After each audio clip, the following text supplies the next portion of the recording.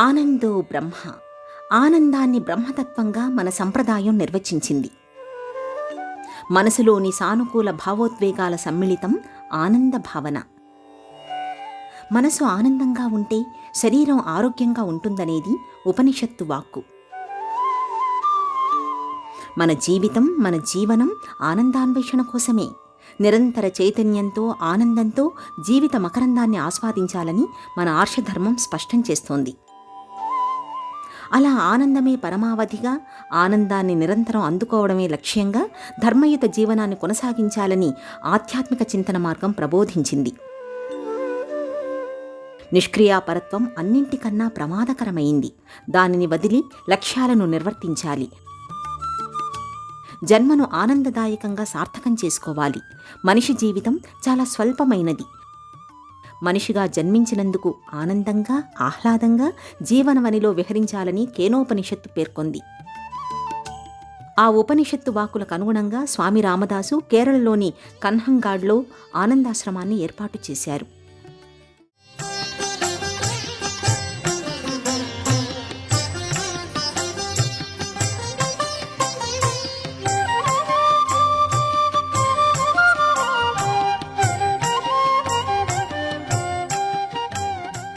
జై శ్రీరామ్ జానకి రామ్, జై శ్రీరామ్ జానకి రామ్, జై శ్రీరామ్. ఒక అద్భుతమైన ప్రాకృతిక సౌందర్య లోగిలిలో ఈ ఆశ్రమాన్ని స్థాపించిన రామదాసు కేరళలోని కన్హంగాడ్లో 1884 సంవత్సరం ఏప్రిల్ 10న జన్మించారు. ఆయన తల్లిదండ్రులు లలితాబాయి, బాలకృష్ణారావు. ఆయన అసలు పేరు విఠలరావు.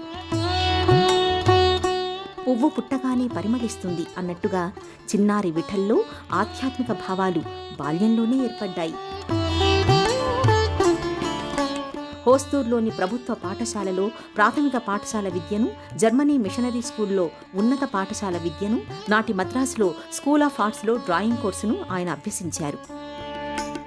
ఆ తర్వాత ముంబైలో విక్టోరియా జూబ్లీ ఇన్స్టిట్యూట్లో టెక్స్టైల్ ఇంజనీరింగ్ పూర్తి చేశారు. సొంతంగా వ్యాపారాన్ని ప్రారంభించి నష్టాలు ఎదుర్కొన్నారు. ఆ పరిస్థితిలో ఆయనకు జీవితం పట్ల ఒక రకమైన అంతర్వీక్షణ మొదలయ్యింది.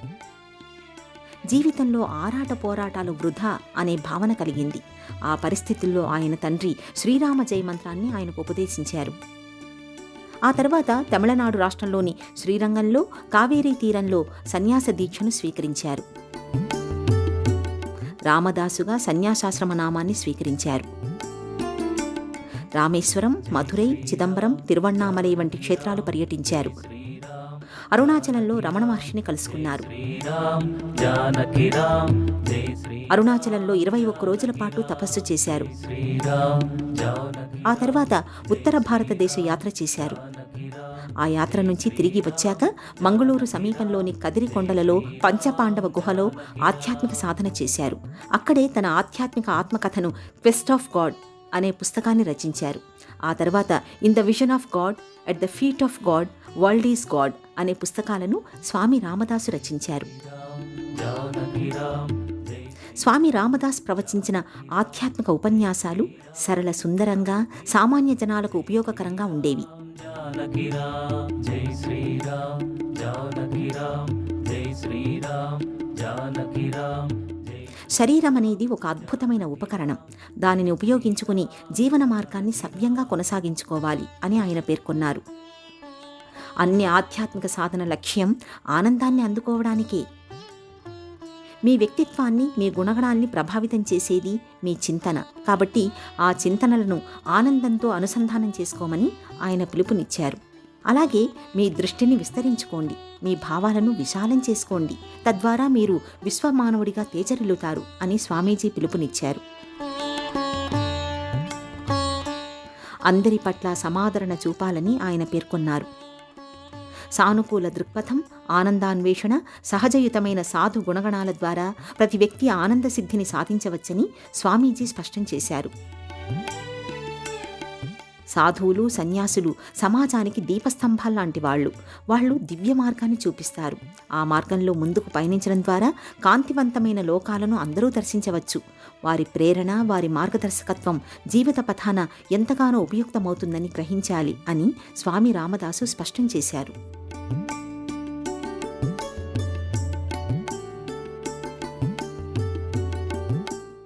ఆనందాశ్రమం పేరుకు తగినట్టుగానే ఆనందాలకు పెన్నిధి. ఆధ్యాత్మిక ప్రశాంతతకు పవిత్రమైన సన్నిధి. ఈ ప్రదేశం చుట్టూ ఆవరించిన ఆకుపచ్చని పరిసరాలు, పక్షుల కిలకిలరావాలు, అన్నింటికీ మించి ఆధ్యాత్మిక దీప్తి ఈ ప్రదేశానికి మరింత సౌందర్యాన్ని ఆపాదిస్తున్నాయి.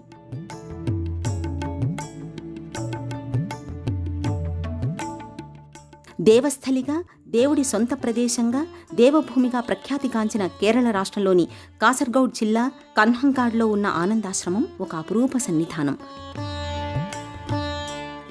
స్వామి రామ్దాస్, మాతాజీ కృష్ణబాయ్ 1931 సంవత్సరంలో దీనిని స్థాపించారు.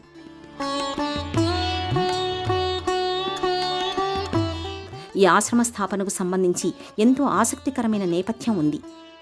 స్వామి రామ్దాస్కి ఈ ఆశ్రమాన్ని స్థాపించాలనే ఆలోచన ముంబైలో కలిగింది. ఆయన ఉత్తర కేరళలోని కాసర్గౌడ్లో కొంతకాలం పర్యటించారు. అక్కడ కొన్నాళ్ల పాటు నివాసం ఉన్నారు. ఒక చిన్న కుటీరాన్ని నిర్మించుకొని ఆధ్యాత్మిక సాధన చేశారు. ఆ తర్వాత ఆయన ముంబై వెళ్ళిపోయారు. అయితే ఆయన జ్ఞాపకాలన్నీ కొండపై ఏర్పాటు చేసుకున్న ఆ కుటీరం మీదనే నిలిచిపోయాయి. ఎప్పటికైనా తన గమ్యస్థానం అదే అనే నిర్ణయానికి వచ్చారు. కొండపై ఒక ఆశ్రమం నిర్మితమయ్యింది. దానికి దక్షిణంగా నది ప్రవహిస్తోంది. దీనిని 1928 జూన్ 3న స్థాపించారు. 1928 జూన్ 14న తన సోదరుడికి రాసిన లేఖలో ఆయన ఆశ్రమ పరిసరాల గురించి తన మనోభావాల్ని ఇలా ప్రకటించారు. ఇక్కడ కొత్త ఆశ్రమం నా ఆలోచనలకు, అనుభూతులకు తగిన రీతిలో ఉంది. ఇది ఒక ఆహ్లాదకరమైన అరణ్యంలో కొండపై నెలకొని ఉంది. ఆ కొండల దిగువన వేగంగా ప్రవహించే నది పరవళ్లు నన్ను ఆకట్టుకుంటున్నాయి. ఉదయకాలంలో, సాయం సంధ్యా సమయంలో పక్షుల కిలకలరావాలు, వీచే పిల్లగాలులు నా హృదయాన్ని ఎంతో రాగరంజితం చేస్తున్నాయి. ఆశ్రమం లోగిలిలో వినిపించే భక్తి సంగీతానికి ప్రకృతి సైతం శృతి కలుపుతున్నట్టుగా ఆ పిల్లగాలులతో, పక్షుల కిలకిలరావాలతో నాకు ఒక అద్భుతమైన ఆధ్యాత్మిక అనుభూతి కలుగుతోంది. నేను దీనికి ఆనందాశ్రమం అని పేరు పెట్టుకున్నాను అని అభివర్ణించారు.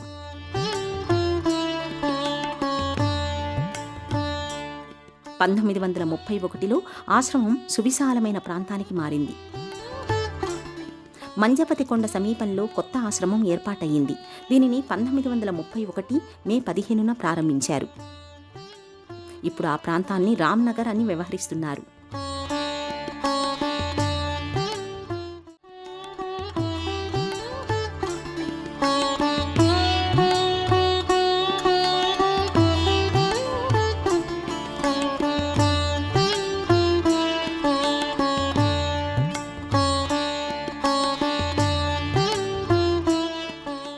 ఈ ఆశ్రమలోగిలి ఒక అద్భుత ఆధ్యాత్మిక ఆనందాల నెలవు.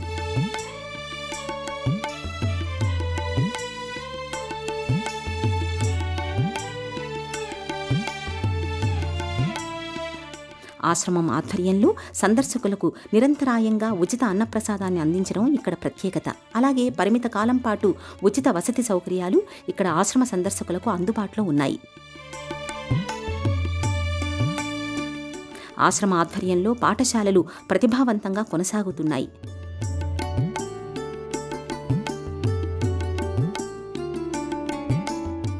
ఆశ్రమంలో సాధువులకు, సన్యాసులకు ప్రత్యేక వసతి సదుపాయాలు నెలకొని ఉన్నాయి.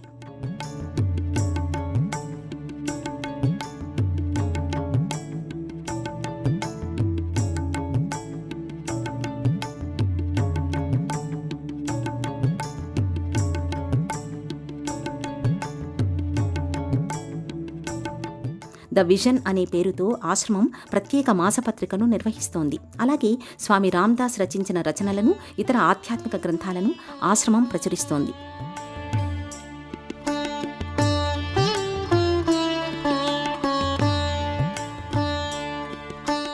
1963లో స్వామి రామదాసు మహాసమాధి తరువాత మాతాజీ కృష్ణాబాయి ఆశ్రమ బాధ్యతల్ని స్వీకరించారు.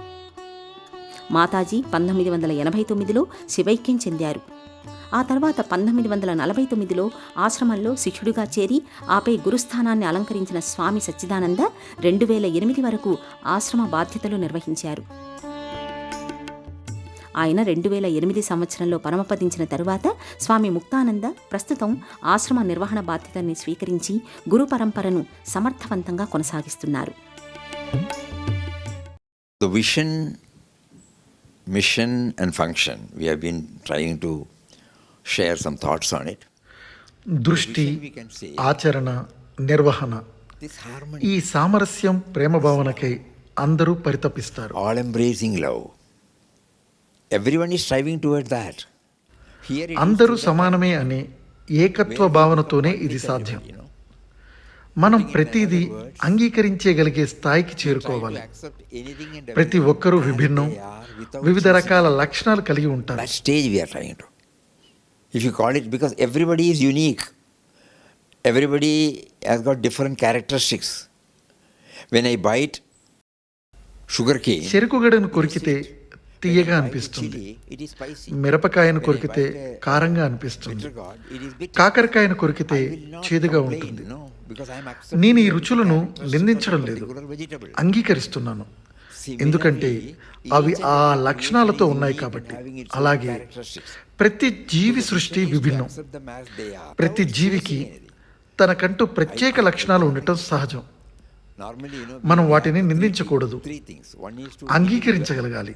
objects, స్వతంత్రత, వస్తువు, in these దృష్టికోణం, ఈ మూడు తెలుసుకోవాలి. we have this ఏది ఎలా ఉంటే no measuring, అలా అంగీకరించగలగాలి. accepting everything. ఆ భిన్నత్వాన్ని We గుర్తించాలి. differ with anybody. భిన్నత్వంలో ఏకత్వం అనే భావన పెంపొందించుకుంటూ అంగీకరించాలి. Experience to say that that is the one. We have been given a particular approach, so we differ, but at the same time we recognize. ఆనందాశ్రమాన్ని స్థాపించిన స్వామి రామదాస్ని పప్పాగా వ్యవహరిస్తారు. విశ్వజనీన ప్రేమ, సర్వమానవ సౌభ్రాతృత్వం, మానవ సేవే మాధవ సేవ, సాటి మనిషిలో పరమాత్మను దర్శించాలి, వసుధైక కుటుంబం అనే భావనలకు ఈ ఆశ్రమం ప్రతీక.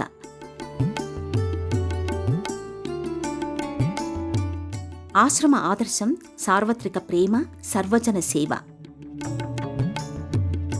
ప్రపంచంలోని అందరి వ్యక్తులలో దైవత్వం దర్శించాలి అనే భావనకు ఈ లోగిలి ప్రతీక. ఇక్కడ స్త్రీ పురుషులు అనే భేదం లేకుండా, తెగ, మతం, కులం వంటి భేదాలు లేకుండా అందరికీ ఆశ్రమంలోకి ఉచిత ప్రవేశం ఉంటుంది. ఇది పరస్పర ప్రేమకు, నిరుపమాన సేవకు, ఆధ్యాత్మిక స్ఫూర్తికి సంకేతంగా నిలుస్తోంది. అంతఃకరణ శుద్ధి ద్వారా వ్యక్తిత్వ వికాసం పెంపొందించాలి, ఆత్మచేతన ద్వారా మనలో సుగుణాల పరంపర వృద్ధి చెందాలి అనే ఆకాంక్షలకు ఈ ఆశ్రమ సిద్ధాంతాలు ప్రతిఫలంగా నిలుస్తున్నాయి.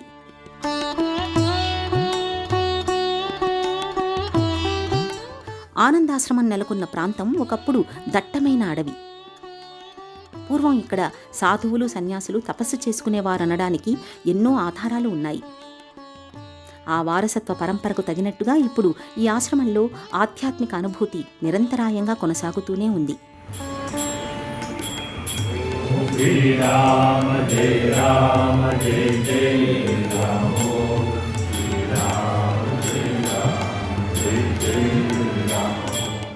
ఓం శ్రీరామ్ జై రామ్ జై జై రామ్ అనే మంత్రం ఈ ఆశ్రమంలో నిరంతరం ప్రతిధ్వనిస్తుంది.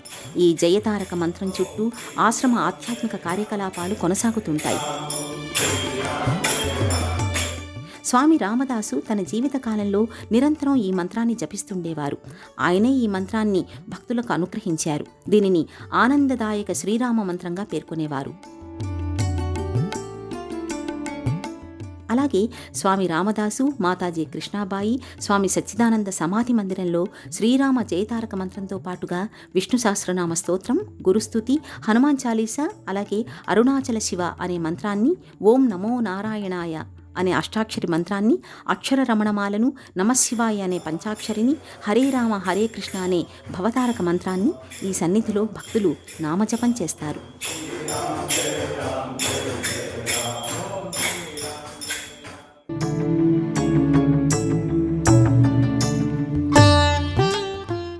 ఆనందాశ్రమం ఆవరణంతా ఒక కనువిందైన రసరమ్య రమణీయ ప్రదేశంగా భాసిల్లుతోంది.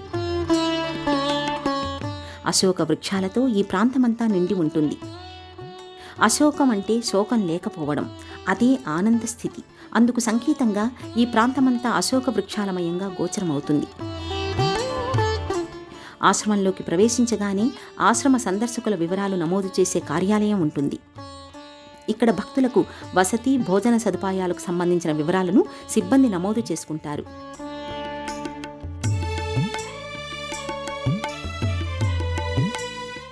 స్వాగత ద్వారం నుంచి కొంత దూరంలో వర్తులాకార వనం ఉంటుంది. ఇక్కడ జెండా స్తంభం గోచరమవుతుంది.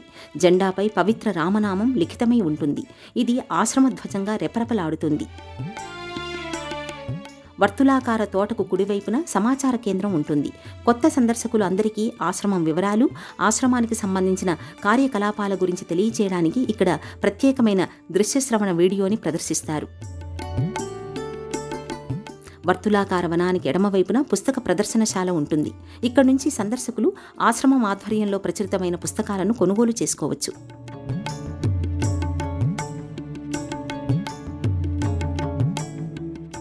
దీనికి పక్కనే సత్సంగ మందిరం నెలకొని ఉంటుంది. ఇక్కడ ప్రతిరోజు మధ్యాహ్నం 3:30 నుండి సాయంత్రం 4:30 వరకు స్వామి రామదాస్ అలాగే ఇతర సాధువుల పుస్తక పఠనం కొనసాగుతుంది. ఈ వనం నుంచి కొద్ది దూరంలో పంచవటి ఉంటుంది. స్వామి రామదాసు 1931 సంవత్సరంలో నాటిన 5 మొక్కలు ఇప్పుడు మహావృక్షాలై దర్శనమిస్తాయి. ఈ పంచవటిలోనే స్వామి రామదాసు ప్రతిరోజు ఉదయం, సాయంకాలంలో సత్సంగాన్ని నిర్వహించేవారు. ఇక్కడకు మరికొద్ది దూరంలో భజన మందిరం దర్శనీయమవుతుంది.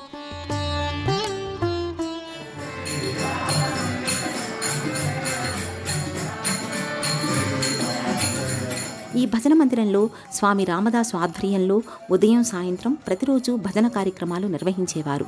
ఆ సంప్రదాయం ఇప్పటికీ కూడా కొనసాగుతోంది. భజన మందిరం చివర ఒక చిన్న గది ఉంది.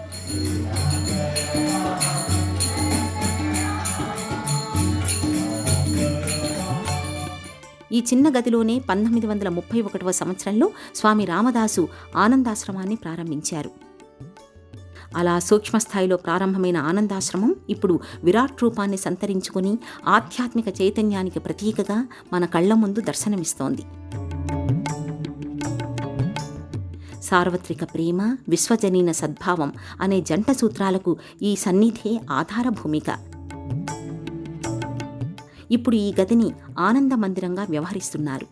స్వామి రామదాస్ అవశేషాలను ఒక అందమైన రజత పేటికలో భద్రపరిచారు. దీనిని మందిరంలోని పాలరాతి వేదికపై ఉంచారు. ఇందులో స్వామి రామదాసు, మాతాజీ యొక్క పవిత్ర చితాభస్మం అలాగే భక్తులు లిఖించిన రామకోటి పుస్తకాలను నిక్షిప్తం చేశారు. రజత పేటికకు ఇరువైపులా స్వామి రామదాసు, మాతాజీ, స్వామి సచ్చిదానంద పవిత్ర పాదుకల పాలరాయి ప్రతిరూపాలు అమరి ఉన్నాయి. వేదికపైన గోడపై స్వామి రామదాసు, మాతాజీ, స్వామి సచ్చిదానంద చిత్రపటాలు దర్శనమిస్తాయి. అలాగే 17 సంవత్సరాల నవ యువకుడిగా స్వామి రామదాసు చిత్రపటం, మాతాజీ తల్లిదండ్రుల చిత్రాలు ఈ మందిర గోడలపై గోచరమవుతాయి. ఈ మందిరం చుట్టూ భజన మందిరం నిర్మితమయ్యింది. ఈ భజన మందిరంలో స్వామీజీ కూర్చున్న రీతిలో ఉన్న చిత్రపటం అలంకృతమై ఉంటుంది.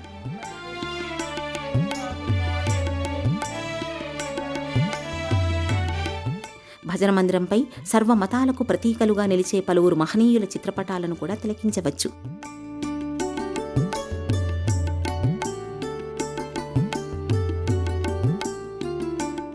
భజన మందిరానికి కుడివైపున సెంటినరీ హాల్ ఉంది. మాతాజీ శత జయంతి సందర్భంగా సత్సంగం కోసం ఈ విశాలమైన మందిరాన్ని నిర్మించారు. 2003 సంవత్సరం సెప్టెంబర్ 25న కృష్ణబాయి స్మారక సన్నిధిగా ఈ మందిరానికి నామకరణం చేశారు. ఆనందాశ్రమంలో ప్రధానమైన ప్రదేశం సమాధి మందిరం. ప్రధాన ద్వారానికి ఈ మందిర సమాహారం ఎడమవైపున ఉంటుంది.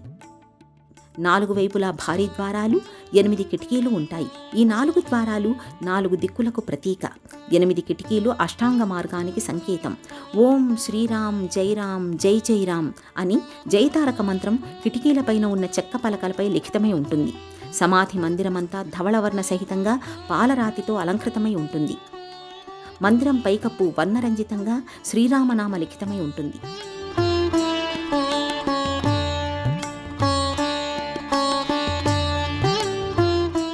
ఆశ్రమంలో ఆగ్నేయం దిశగా 50కి పైగా గోవులతో కూడిన గోశాల నెలకొని ఉంటుంది.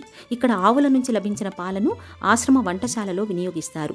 ఈ గోక్షీరాన్ని కేవలం వంటకే కాకుండా పేదలకు కూడా ప్రతినిత్యం వితరణ చేస్తూ ఉంటారు.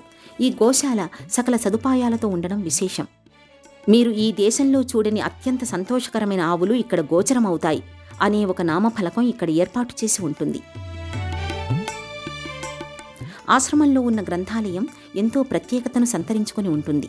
వివిధ భాషలలో 5,000కు పైగా ఆధ్యాత్మిక, సాంస్కృతిక, చారిత్రక, పౌరాణిక, కళా సంబంధిత గ్రంథాలు ఇక్కడ కొలువుతీరి ఉంటాయి.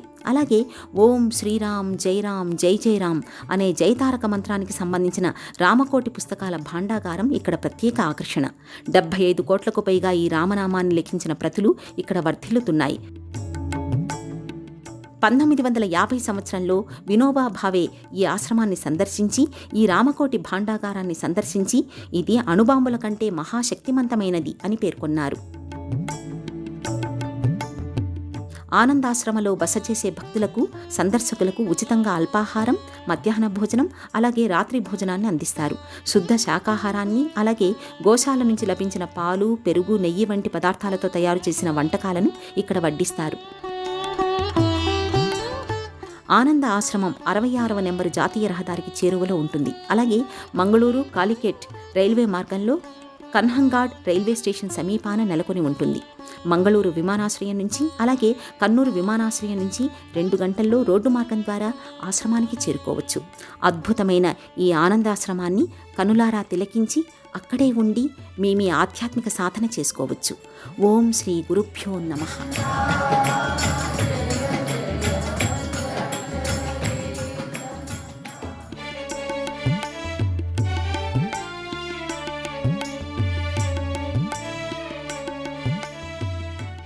ఈ కార్యక్రమాన్ని తిరిగి చూడాలనుకుంటే www.youtube.com/@ETV Life Spiritual లో చూడవచ్చు.